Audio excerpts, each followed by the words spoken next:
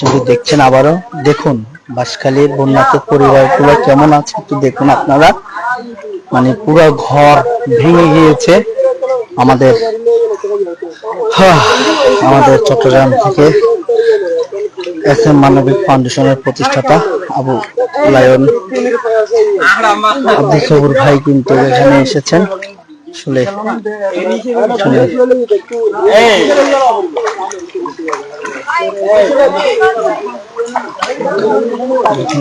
আমার প্রত্যেকটি ঘর কিন্তু ভেঙে গিয়েছে। আমি বিশেষ করে যারা যারা আসবেন মানবিক ভাইয়েরা দয়া করে এখানে আসার চেষ্টা করবেন। এখানে কিন্তু অবস্থা খুবই ভয়ঙ্কর। আপনারা যেখান থেকে দেখছেন লাইভ স্ট্রিম থেকে অন্তত পাশে দাঁড়াতে না পারেন অন্তত শেয়ার করবেন, কারণ এই ধরনের এইসব এলাকায় কিন্তু কেউ আসে নাই। তবে আসবে কিভাবে, প্রচুর বন্যার কারণে প্রচুর পানি ছিল রাস্তায়। তাই আমরা আলহামদুলিল্লাহ 6 দিন পরও এত পরিমাণ পানি, না জানি আরো কত পানি ছিল, তো এই কারণে আসতে পারে নাই।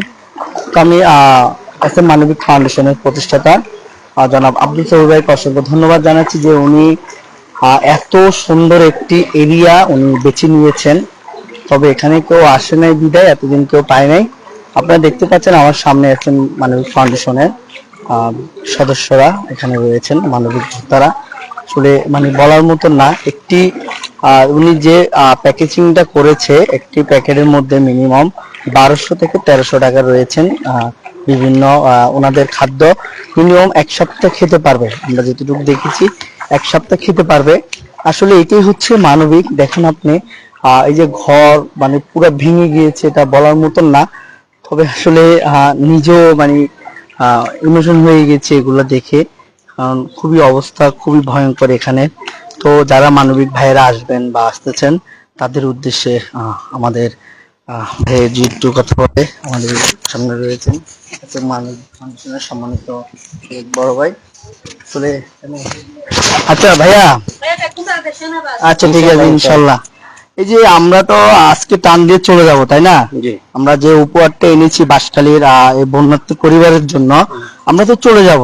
এই যে যে পরিস্থিতি দেখলাম, অনেকজনের ঘর ভারী ভেঙে গিয়েছে, বড় বড় প্রজেক্ট লাগবে এই পরিমাণ ক্ষতি। তো আমাদের বাংলাদেশে তো অনেক বড় বড় কন্টেন্ট ক্রিয়েটর আছে বা অনেক বড় বড় মানবিক কর্মীরাও আছে। তো ওরা যদি একটু এখানে দৃষ্টি দেয় তাহলে কি সম্ভব না? ইনশাআল্লাহ সম্ভব, অবশ্যই সম্ভব।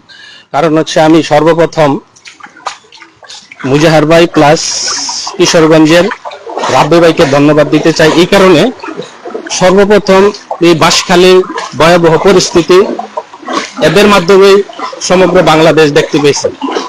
কারণ তারা যখন আইসা এখানে সামান্য কিছু উপহার নিয়ে আইসা দেখলে এখানে সামান্য কিছু দিয়ে হবে না, এখানে আরো বড় বড় প্রজেক্ট দরকার। তখনই তারা এই ভিডিও করে সোশ্যাল মিডিয়াতে দেওয়ার পরে বাংলাদেশের শত শত স্বেচ্ছাসেবী মানবিক সংগঠনের নেতৃবৃন্দ বা অন্যান্য ছোটখাটো কন্টেন্ট ক্রিয়েটরও তারাও এগিয়ে এসেছে। যার যার সামর্থ্য অনুযায়ী তারা অক্লান্ত পরিশ্রম করে তাদের জন্য তবে তবে আমরা আবারও ওনাদের কাছে অনুরোধ করছি, বর্ষা শেষে পানি নেমে যাওয়ার শেষে যদি ওনারা আরো একবার এসে যদি মানুষকে আবার ভিডিওর মাধ্যমে তুলে ধরে, যাদের ঘর নাই বাড়ি নাই, যাদের অবস্থা পরিস্থিতি খুবই ভয়ঙ্কর, যদি ওরা আবারও তুলে ধরে ইনশাল্লাহ আমি আশাবাদী হয়ে যাবে।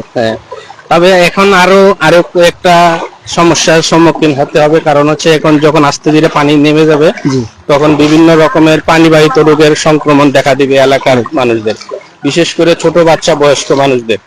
তো তাদেরকে আরো নতুন করে আবার মানে পরিকল্পনা করে আবার আইসা সকলকে জানাতে হবে যে এখানকার মানুষের আরেক কি দ্বিতীয় পরিস্থিতি কি অবস্থা।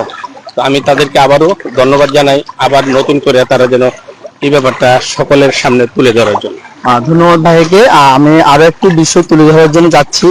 যারা বিশেষ করে বড় বড় ডাক্তাররা আছেন বাঁশখালী এবং আপনার সাতকানিয়া বা চুচুড়িয়া যেসব এলাকায় বন্যা কবলিত হয়েছেন, আপনারা ডক্টররা অবশ্যই চেষ্টা করবেন ফ্রিতে সেবা দেওয়ার জন্য। এটা চেষ্টা করবেন, আপনাদের কাছে অনুরোধ রইল। তবে আপনারা সবাই তো আপনারা সবাই যারা বন্য হয়েছে তাদের পাশে দাঁড়িয়েছেন।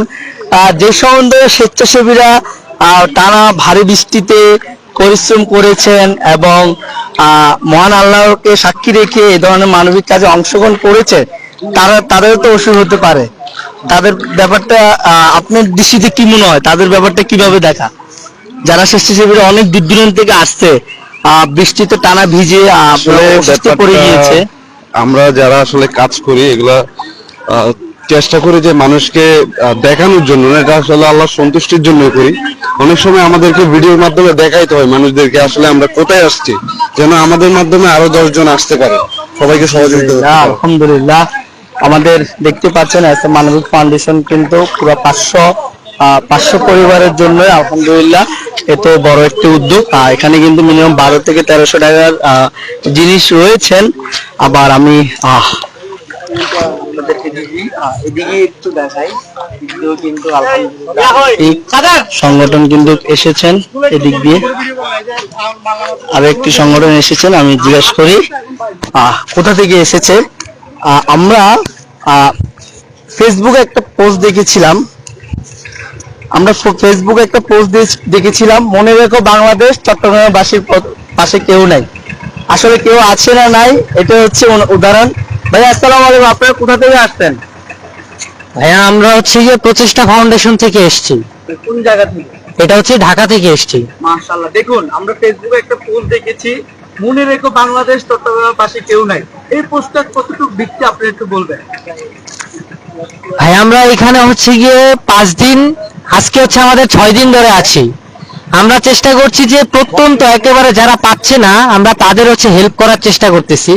আমরা বাড়ি বাড়ি গিয়ে দেখতেছি যে তারা আসলে কি খাবার পেয়েছে কিনা, সেটা যাচাই করে দেন হচ্ছে দিচ্ছি। অনেকে হচ্ছে গিয়ে অনেকগুলো পায়, কিন্তু অনেকে হচ্ছে পাই না, আমরা সেটা যাচাই করে তারপরে দিচ্ছি।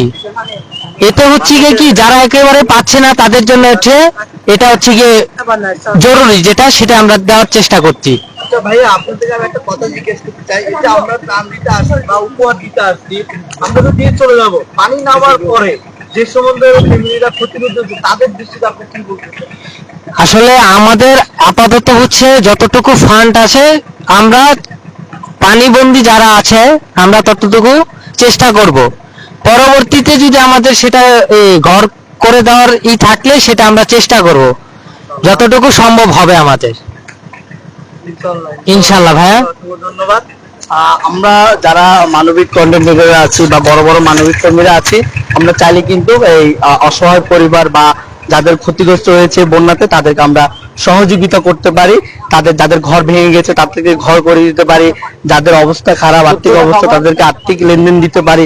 তো এই জিনিসটা আপনারা অবশ্যই বিবেচনা দেখবেন।